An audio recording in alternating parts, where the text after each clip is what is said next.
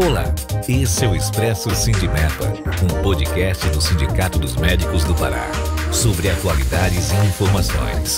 Siga nosso perfil na sua plataforma preferida e acompanhe todos os episódios. Olá, estamos de volta com o Expresso Sindimepa, trazendo de volta a doutora Cláudia Sadala, mestre em psicologia, nosso amigo jornalista Alexandre, e falamos no episódio anterior sobre a saúde mental dos médicos, os desafios que isso representa e principalmente como reconhecê-los. Nesse momento, voltamos com a doutora Cláudia, falando mais especificamente sobre burnout. Doutora Cláudia, bem-vinda novamente aqui conosco, obrigado pela presença. Alexandre, sua fala. O assunto sempre interessante, né, doutor? O nosso Expresso Sindimepa sempre trata assuntos relacionados à categoria médica, doutora. Em todos os âmbitos, né? Questões trabalhistas, da classe, questões também da saúde, porque eles precisam estar bem para atuarem, né? Enfim. Até porque as questões trabalhistas podem ser também, né, doutor? Os direitos médicos, melhor dizer, não só fechando na questão trabalhista, podem ser motivos para trazer transtornos mentais para os médicos, né? Então, novamente, doutora, seja bem-vinda, né? Para tratar esse assunto tão interessante. E é uma palavra da vez, né, doutora? Burnout, né? Ou burnout.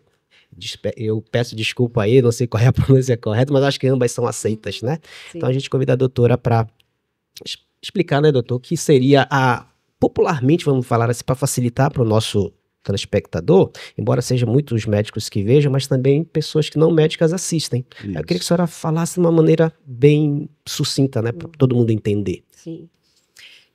A síndrome de burnout, ela, por estar realmente invadindo todos os universos de trabalho, ela em 2022 foi identificada, né, e incluída, na verdade, na Organização Mundial de Saúde, para que a gente pudesse separar, né, o que faz parte da síndrome de burnout, ou burnout, enfim, do que e outros processos de sofrimento, adoecimento ou questões relacionadas ao estresse.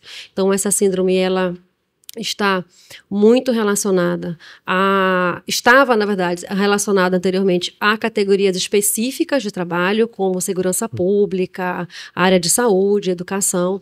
E o que a gente vem observando nos últimos 10 anos é que é uma síndrome que está agora em todas as categorias de trabalho, né, em função das mudanças que a gente tem na forma de trabalhar, como que a tecnologia ela tem transformado esses cenários, mas falando especificamente da síndrome, a gente tem uma sensação, né, de esgotamento físico, emocional.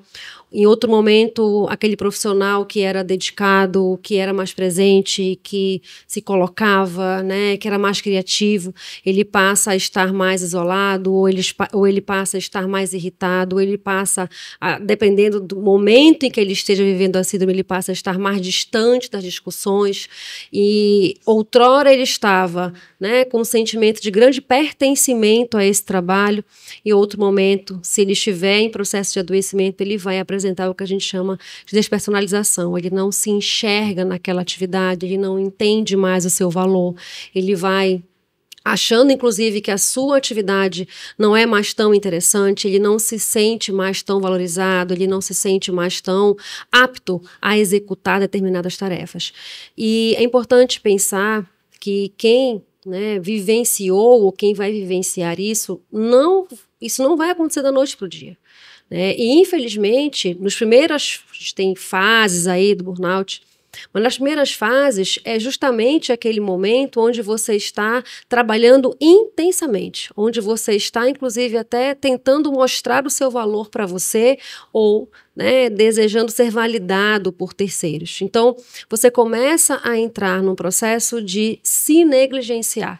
Você negligencia o seu sono, a sua alimentação, as suas relações sociais, e você vai começando, né, a se colocar num lugar de grande risco, de grande vulnerabilidade, né? Então, a síndrome, ela não a gente pode até dizer assim que no início ela é bem silenciosa, porque às vezes o próprio profissional não identifica e as pessoas que estão próximas podem também não identificar esses sinais. Então, é muito interessante a gente ter justamente políticas que previnam esses processos. Mas falar de burnout é falar sim de exaustão, é falar de estresse, é falar de um cansaço que você não melhora no final de semana. Que você não melhora quando você, né, quem está cansado, descansa e se sente descansado, né, acorda no outro dia disposto, mas quem tem burnout vai, né, ter esse dia de descanso e não vai se sentir descansado. E fora outros comprometimentos cardíacos, comprometimentos gastrointestinais, aparecimento de dermatites, enfim. Cláudia, aproveitando a sua fala, era a minha pergunta. Como é que o médico reconhece a diferença entre o seu cansaço? Nós todos na área da saúde trabalhamos muito, esgotamos às vezes toda a nossa carga horária, inclusive. Mas como fazer a diferenciação do que é o cansaço normal para uma jornada de trabalho muito intensa para o burnout? Na área médica, a gente tem muito, né, por exemplo, cirurgias que duram, doutor? 12 horas, 14 horas, transplantes, situações de extremo estresse, onde você tem que estar com uma atenção ali altamente concentrada, né? E isso vai, né, exigindo de você os seus recursos, não só físicos, mas recursos emocionais. Então, a carga horária noturna, né, ela é muito presente na categoria médica e principalmente no início, né, onde você acaba, né, precisando tirar plantões para cobrir, para compensar, para, enfim, organizar a renda em casa, enfim. Mas é interessante você começar a perceber se você está apresentando diferenças no seu comportamento e especialmente no seu processo sono e vigília, né? É muito comum quando a gente transita aí pelo estado e a gente está falando de médicos que atuam na Amazônia, eu acho que é muito importante a gente dar essa ênfase, né? Onde nós temos o menor quantitativo de médicos em relação ao Brasil inteiro, a Amazônia, né? De maneira geral. Então, nós temos médicos que transitam na região dos Caetés, médicos que transitam na região, né, do oeste do Pará, e são só eles que são especialistas em determinadas áreas. Então, eles são realmente muito solicitados. Não tem, às vezes, outro profissional tão experiente quanto ele, ou com as mesmas qualificações que ele, para atuar. Então, muitas vezes, né, e já vivenciei situações onde o médico está de plantão uma semana. Tá de plantão uma semana, né? Vou colocar aqui pertinho. Capanema, outra semana ele está em Bragança, na outra semana ele está Salinas. Tudo pertinho. Né? Por ali. E aí ele tira a última de folga. Quando tem essa folga. Então, eu acho que assim, se esse processo de trabalho, né, ele é necessário, mas como é que eu consigo alternar essas cargas de trabalho com outras atividades que me sejam e que me permitam respirar? Né? Qual é o meu respiro para que eu possa, né, me reconectar comigo, para que eu possa reconectar e reorganizar as minhas energias para estar minimamente disposto para as outras jornadas de trabalho. Então, nesse contexto, eu queria lhe perguntar quais seriam esses sinais que os médicos poderiam ter a percepção de que algo não está indo bem. Você mencionou no início da sua fala, que me chamou muito a atenção, aquele cansaço que não é diminuído mesmo após um fim de semana de um pouco de descanso ou de uma noite de sono mais bem dormida. No dia seguinte parece que não houve a noite. Eu acho que todos nós experimentamos isso. A sua fala me assustou, acho que eu tenho burnout e não sabia, né? Mas enfim, quais outros sinais você julga que seriam marcantes para a nossa percepção? Acho que a primeira coisa para a gente pensar é que o sono ele é protetor da nossa saúde mental. Quando nós dormimos, e aí você pode falar de 8 horas, tem pessoas que vão dizer assim, não, 6 horas para mim está suficiente, nós fazemos nossa limpeza, né? As memórias que a gente não precisa mais, uma série de outras questões vão se reorganizando. Então, primeira coisa, o sono ele é a primeira coisa que pode ficar alterada. Né? A insônia, ou então eu começo a dormir, mas de madrugada eu acordo e não consigo mais dormir. Então, acho que esse é o primeiro ponto para a gente pensar. O segundo ponto ele está muito relacionado às questões de irritabilidade, reações mais impulsivas, reações que eu não teria em outro momento e começo a ter, né? De repente, tratar de maneira mais ríspida, ser mais intolerante.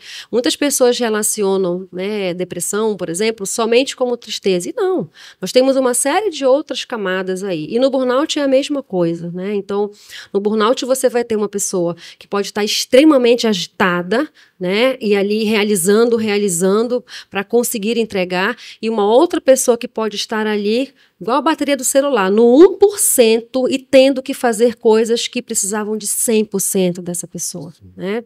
Então a gente tem alteração de sono, porque isso vai impactar na sua disposição, na sua atenção, na sua memória. A gente tem, né, essa coisa da motivação, do quanto que eu consigo estar motivado, disposto para o trabalho, e as alterações mais específicas aí de comportamento, irritabilidade, intolerância, posso querer me isolar mais, né? Ou então não quero conversar tanto, tenho mais dificuldade para responder mensagem, para interagir, e já começo a recusar convites para estar aí em interação. Doutor, pegando o gancho aqui do doutor Eduardo, a questão do sono, e pegando a sua fala, que o sono é o purificador, né?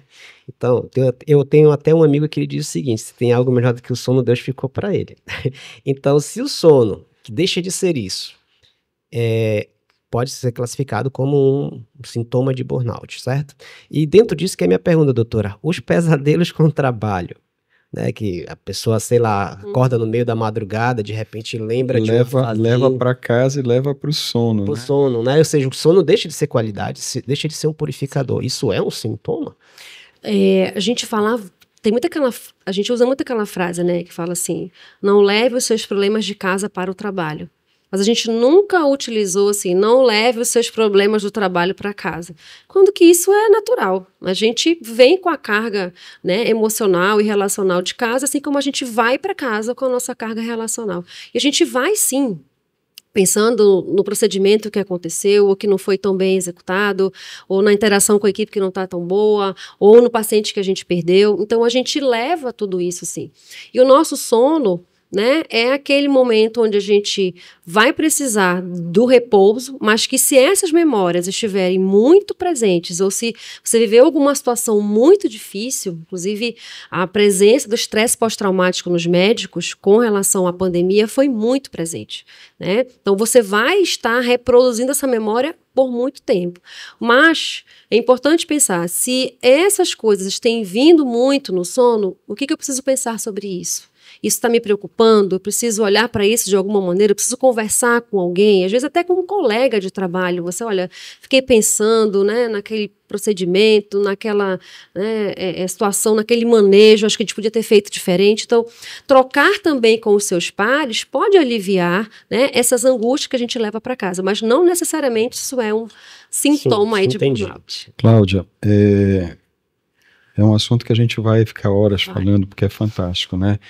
Práticas de autocuidado. Eu acho que eu vou falar do meu dia a dia. Eu trabalho num hospital oncológico pediátrico, onde o cenário não é, infelizmente, às vezes, o que a gente gostaria. Câncer é terrível, câncer em pediatria é pior ainda. E eu aprendi a usar o meu jaleco como um divisor de águas. Quando eu tiro o jaleco ao sair do hospital, eu tento desligar um pouco daquela realidade. Quando eu chego à noite em casa, antes de dormir, eu tento esvaziar a minha mente para não ficar pensando naquilo que eu poderia ter feito a mais, contribuído a mais, para tentar ter uma noite de sono, como o Alexandre perguntou, melhor. São práticas de autocuidado. Você recomendaria mais alguma? Sim. A gente falou, né, no episódio anterior sobre a saúde mental ter fatores extrínsecos e intrínsecos. A gente falava sobre políticas que devem ser assumidas pelas instituições, mas a gente precisa falar também de autorresponsabilidade, né? Qual é a minha responsabilidade com a minha saúde mental? O que eu faço no meu dia a dia como prática de autocuidado, né? E autocuidado é aquele momento onde você identifica algo que é importante para você fazer, que é importante para você recuperar suas energias físicas, emocionais, mentais, que sejam, Então, tem pessoas que usam práticas de meditação, tem pessoas que gostam de praticar exercícios, atividades físicas, especialmente atividades físicas em ambientes abertos. O contato com a natureza, ele tem sido resgatado nas últimas pesquisas científicas como um potencializador, né, dos nossos recursos emocionais, né? A psicologia ambiental, inclusive, tem trabalhado muito com esse tema. As nossas relações, acho que autocuidado não dá para ser pensado de maneira individual. Como estão as minhas relações? Como eu cuido das minhas relações? Como eu me aprofundo nessas relações? Porque as nossas relações são também protetoras, são a nossa rede de apoio. É com quem eu quero conversar, é com quem eu confio, é com quem eu desejo compartilhar alguma dor, alguma dificuldade, né? Acho que os profissionais médicos, eles lidam, e especialmente esse exemplo que você usou, né, permanentemente com a finitude. E acho que um processo importante para a gente pensar como eu lido com a minha finitude. Porque a finitude do meu paciente me convida a pensar sobre a minha família, né? E a gente precisa pensar mais sobre isso. A gente tem uma situação importante nos profissionais de saúde e médicos, que é o luto não reconhecido. Todos os dias, especialmente trabalhando como se trabalha, nós temos vivências de perdas e de luto. E como é que eu vou para casa? O que que eu faço? Eu dou uma volta, de repente, com o carro, né? Eu marco um cinema com um filme que não tem nada a ver com aquilo, né? Que outras coisas no meu dia a dia conseguem me agregar, né? Práticas relacionadas à espiritualidade. Então, cada um vai buscando o recurso que se sente identificado, né? Porque às vezes o recurso do outro não tem a ver com o recurso que faz bem para você. Então, o autocuidado, ele está relacionado à nossa autorresponsabilidade com a nossa saúde mental. Eu tenho uma curiosidade, pedindo licença para a doutora, conselho. Ela falou aqui que, agora há pouco, a doutora, que médicos levam 12 horas em alguma cirurgia. Qual é o seu recorde, doutor, numa cirurgia? Desculpa, quebrar um pouquinho aí. Então, é curioso que eu vou falar, o tempo cirúrgico ele depende muito do grau de facilidade e dificuldade. Às vezes você tem numa cirurgia que parece simples, um desdobramento e um prolongamento extremo. Uma cirurgia que você julga, por exemplo, um transplante renal pediátrico, hoje a gente faz em 2 horas e meia, 3 horas. Não é um tempo tão extenso.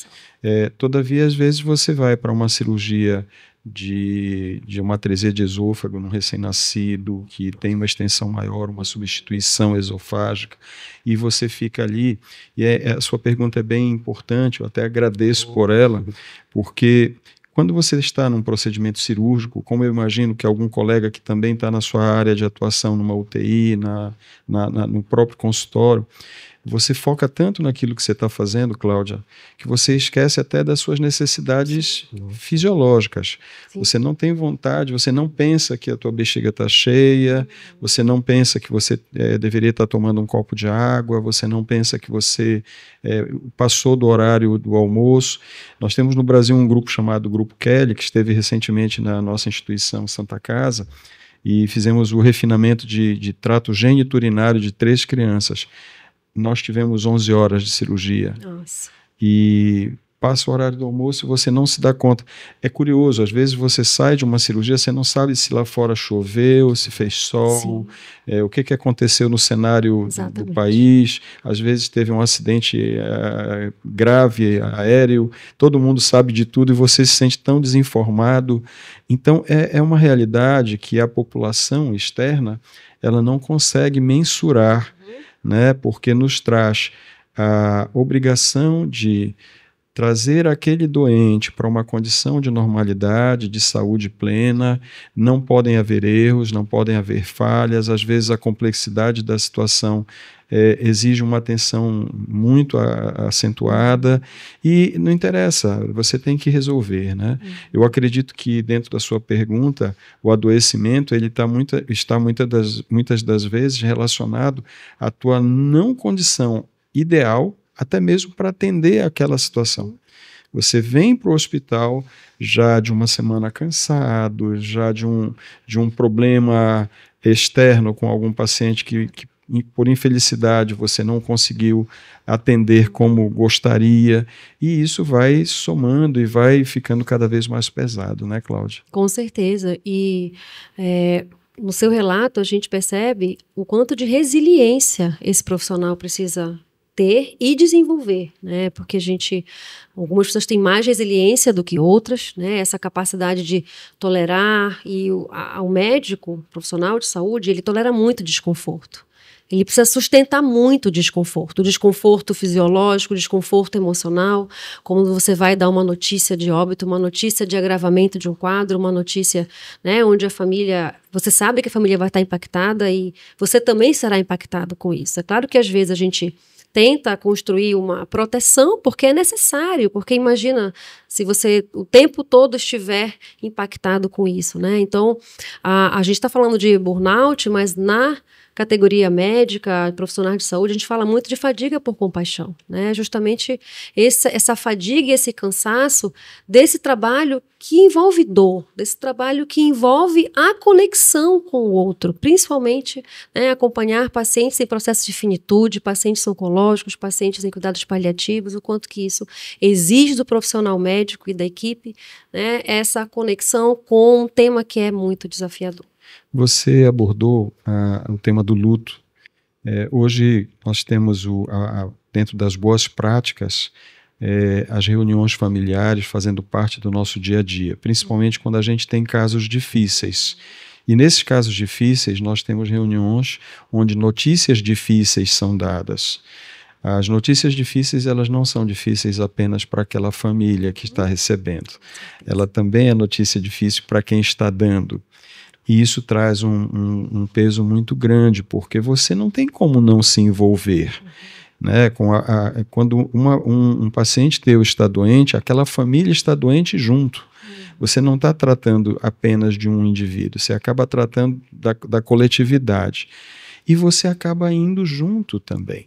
Na sua percepção, dentro da minha fala, o tratamento deveria sim envolver todos, mas infelizmente ele é muito voltado para o doente, ele é muito voltado para a família do doente. Esse profissional da saúde, ele fica desassistido. E nós não temos, infelizmente, uma ferramenta que faça a leitura disso e faça a captação dele para um segmento dentro de um serviço. Na sua opinião, haveria como isso ser implementado? Existe alguma coisa já assim? Nós temos hoje protocolos, né, inventários aí para identificar burnout e temos inventários específicos para identificar fadiga por compaixão. Até porque, em determinado momento, essas duas coisas se encontram muito, né? Mas nós temos hoje, né, esses inventários que buscam justamente identificar o nível de sofrimento e o nível de adoecimento. É claro que nem todos os hospitais têm profissionais habilitados não só para aplicação, mas para investigação, mas para além de um diagnóstico específico, né, de um problema que já está ali, mas que políticas preventivas nós podemos ter, né? Então, de que maneira as instituições estão organizando, né, equipes de suporte para os profissionais de saúde. E hoje, já que o senhor falou da nossa Santa Casa, eu vou falar da nossa também. A gente tem hoje... eu vou arriscar dizer porque tenho certeza. Nós temos hoje um projeto estratégico de saúde mental chamado Bem Viver, que ele é um programa guarda-chuva de mais outros 6 projetos. Então, a gente tem o cuidado ao luto com o profissional de saúde, nós temos grupos de cuidado para trabalhadores enlutados, temos ginástica laboral, temos o grupo que trabalha com a gestão de conflitos no ambiente de trabalho, o grupo que trabalha com os trabalhadores que estão enfrentando questões relacionadas à saúde mental específicas, né, como transtornos. A gente também tem a presença de dependência química nas instituições de saúde, né, os profissionais médicos também acabam ficando muito próximos aí, né, desse processo. Enfim, mas as políticas das instituições precisam, né, prever essas questões. Precisam prever que esse profissional, para que ele cuide bem, ele também precisa ser minimamente olhado e cuidado. E ele também precisa querer ser cuidado. Né? Porque às vezes a gente tem pessoas que desejam esse cuidado, que desejam esse suporte, mas temos às vezes profissionais que ainda têm muita dificuldade de pedir ajuda, né? Às vezes até para a própria equipe que está junto com ele. Diz assim, olha, esse caso está difícil para mim, vou precisar muito da ajuda de vocês. Então assim, olha gente, eu vou falar com essa equipe, mas eu vou precisar conversar depois, eu vou precisar de um tempo para mim, vou precisar de um tempo para respirar, porque a gente naturalizou né, essas notícias que o médico dá, que sejam só difíceis para a família, mas não são. É difícil para todo mundo, para ele e para a equipe também. Doutor, eu gosto de elencar as coisas, né, para dar um resuminho. O burnout, então, doutor, ele tem várias manifestações, né, ele é mutável, né? Eu posso ficar facilmente irritado com as pessoas, com quem me cerca, mas também posso ficar sonolento, ou seja, além de ele ser mutável, ele gera uma crise existencial, pelo visto. Não é que ele seja mutável, ele na verdade tem várias formas de se manifestar. Ele pode se manifestar, claro, a gente tem sintomas gerais, mas assim, algumas manifestações podem estar mais presentes em você e menos presentes em mim. O que eu falei, isso depende muito também da nossa forma de funcionar. Ele chega a gerar uma crise existencial também, já porque... No sentido de se questionar sobre o trabalho, sobre o quanto que ele tem valor naquele trabalho, sobre o quanto aquele trabalho realmente faz sentido para ele, o quanto que ele se sente pertencente àquela instituição, pertencente àquela equipe, né? Acho que o burnout ele acaba trazendo muito esses questionamentos, né? Do quanto que aquele trabalho realmente é satisfatório, realmente eu quero permanecer nesse lugar com essas pessoas, realizando essas atividades. Logo ele atrai outras coisas, depressão, essas coisas. É importante a gente entender que existem sintomas depressivos no burnout, mas não podemos misturar transtornos de humor com o burnout, porque senão a gente acaba mascarando a identificação, né, dessa síndrome, e é tudo o que o Ministério do Trabalho não quer. Ele quer que a gente consiga delimitar exatamente para que a gente consiga ter um raio-x, que hoje, infelizmente, é muito grande o número de profissionais, não só de saúde, mas de várias áreas com diagnóstico mesmo de transtorno de burnout, né? Então, podemos sim, tem sintomas de depressão, sintomas de ansiedade, mas temos que, né, deixar isso bem separado. Bom, eu gostaria de encerrar esse episódio. Eu acho que nós falaríamos ainda muitas coisas. Agradecer à doutora Cláudia e ao meu amigo Alexandre. Convidar a todos os que estão presentes hoje para que no próximo episódio nos acompanhem, porque nós vamos tratar da sequência. Então, falamos da saúde mental, do médico, falamos de burnout e queremos saber, depois da doutora Cláudia, das ações, de como podemos conduzir isto em relação a mudanças de meio ambiente, de hábitos e até mesmo de tratamento. Tá bom? Então, agradeço a todos e convido a participar na próxima semana do próximo episódio. Agradeço também o convite. Olá, esse é o Expresso Sindimepa, um podcast do Sindicato dos Médicos do Pará, sobre atualidades e informações. Siga nosso perfil na sua plataforma preferida e acompanhe todos os episódios.